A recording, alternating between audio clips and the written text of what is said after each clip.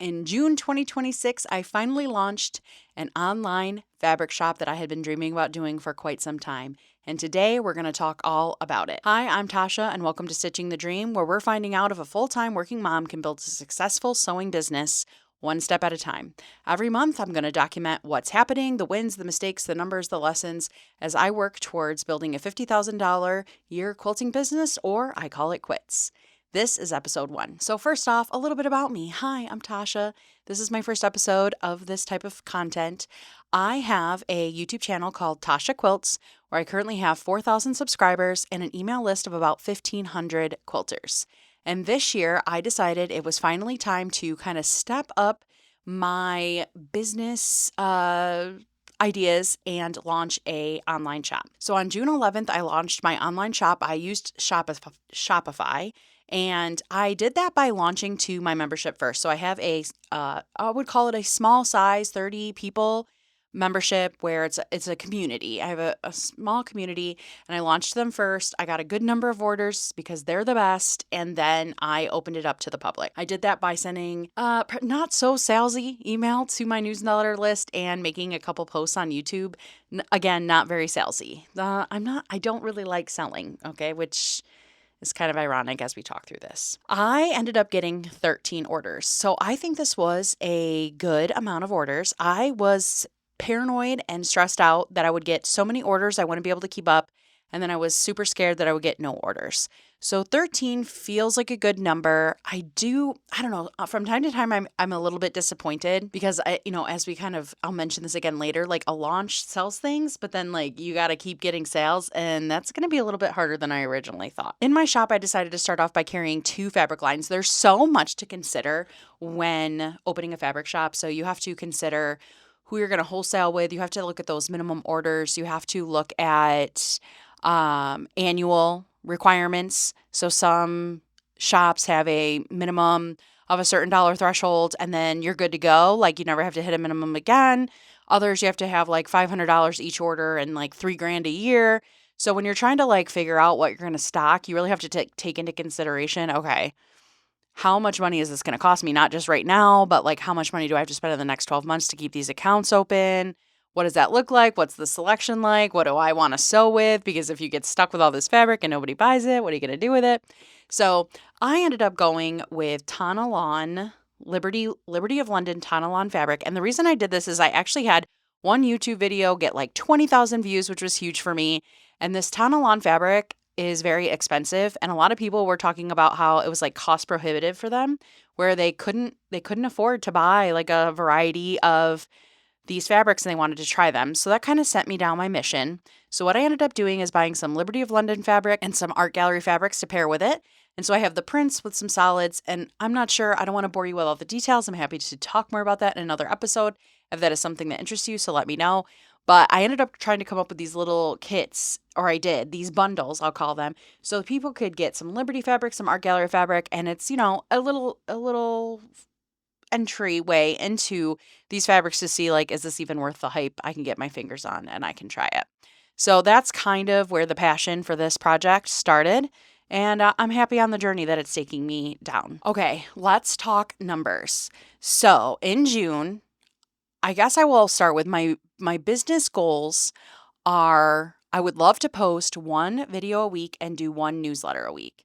And that would be to hopefully grow my YouTube channel, grow my newsletter list, and then just, I always say like it's my snowball that I'm trying to snowball. All right, so let's look at this dashboard for the month. So in June, I only published 2 long form videos, and I can tell you July is going to be similar. Had a very series of unfortunate events in my real life that takes precedence over this adventure, and it just did not happen. My time could not be dedicated to this. So only 2 videos were published. I got 13 fabric orders because of that launch in my amazing community. I ended the month with 4,058 YouTube subscribers and 1,600 newsletter subscribers. And I have a year-to-date loss in the business of $5,200. Here's why I'm not panicking over that. Okay, so 1, I planned for that. I saved for a while to have $5,000 to spend on fabric. Some of that Liberty of London fabric had import fees. I needed bookshelves. I needed a I guess I didn't need all this stuff, but I wanted it. I wanted nice bookshelves to keep everything safe. I wanted a nice printer for shipping. I had to get shipping supplies because I wanted the packages to look nice. And so I spent some money investing in the future of the business. So I have inventory for all of that. I have the bookshelves. And really, I've lost 5,200, but that's about how much I've spent in fabric. So that means like the bookshelves, the shipping, and some of the other stuff has been paid for through YouTube AdSense and um, the sales. So I will say that like I have more expenses in the business other than fabric. It costs money to have a website. It costs money, there's like subscriptions that you pay for like YouTube to get music. There's a lot of like little bitty subscriptions, man, that add up so fast.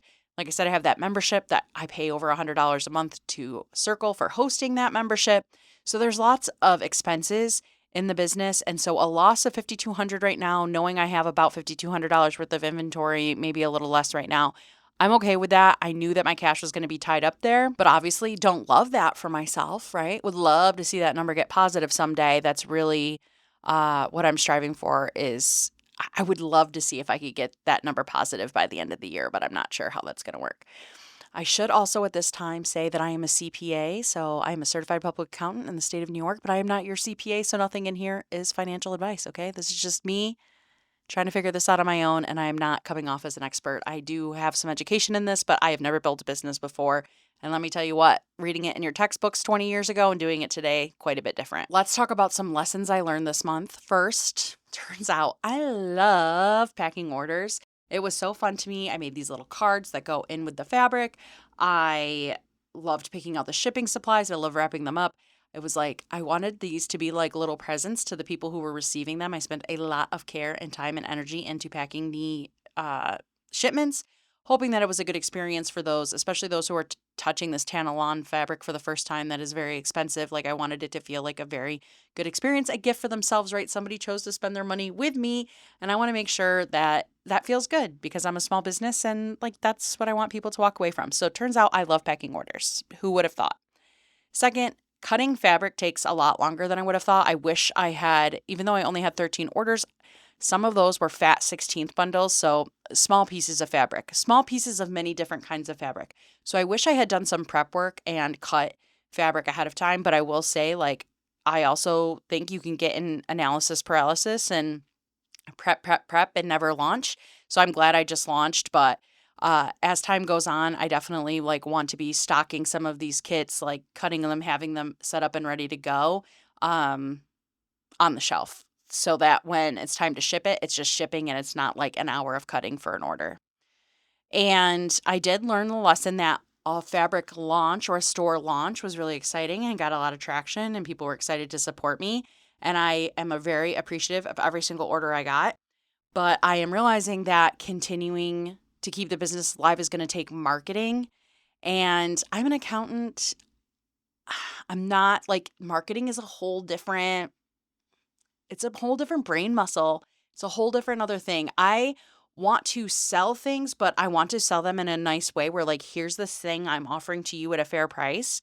If you would like to buy it, that is great. But I don't want to kind of convince anybody. I don't want to feel like a salesman while I'm doing it. I want to be selling without selling, if that makes any sense. So I need to figure out what that looks like for me, how I can do that, how I can make sure I have some ideas.